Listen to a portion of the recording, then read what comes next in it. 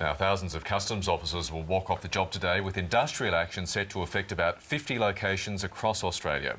The Community and Public Sector Union is protesting against stalled pay negotiations. Michael Tull is the CPSU National President. He's with the CPSU rather, and he joins us now. Michael Tull, how many staff are involved in this strike?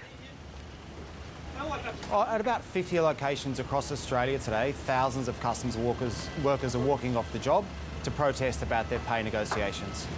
And what kind of disruptions are you expecting to see? Our people on the ground this morning are saying that they haven't seen much in the way of disruptions so far, but will that change throughout the day? Look, this morning's action is really a shot across the bows for the employer. We're only taking short stop works, an hour at a time, rolling stoppages. The point of those actions is to get across to management the seriousness of the situation. We're not trying to shut the airport. There will be some delays this morning, but those delays will be fairly manageable for most passengers.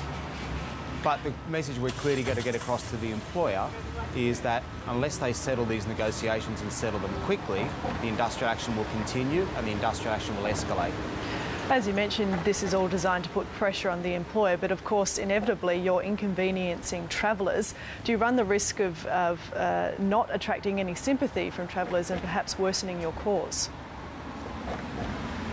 I think the Australian public knows that customs workers perform an essential service. Customs workers are one of the best liked, most respected workforces in the country. And I think people will be shocked to find out that what the government's got planned for them is a pay cut. We've seen no indication so far that the employer is prepared to budge, Customs is prepared to budge on the offer that's been put on the table. What is the potential, you touched on this earlier, for future industrial action?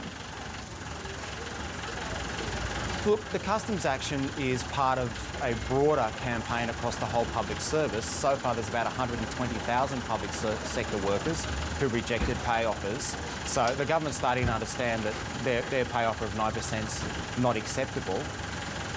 And in customs, we know that the employer's got the money, we know we can settle a sensible pay outcome. We know that we can settle this quickly. We've just got to get the employer back to the table. Last week we made a breakthrough in the Department of Immigration. They've settled a sensible pay offer. Customs can do the same. The government can see that the DIAC, the immigration settlement, is a good precedent. That'll work for everybody. And they've got to understand after today's action that if they don't settle and settle sensibly and settle quickly, then the industrial action will escalate. So instead of talking about escalating industrial action, wouldn't it be more constructive to organise, to go back to the table to continue those negotiations? Negotiation is the way to settle a dispute. Negotiation is what's required, and we're prepared to negotiate with the employer anytime, any day, day or night, and we're just waiting for the call from the employer to set those negotiations up. Michael Tull, thank you. Good on you. Thank you very much.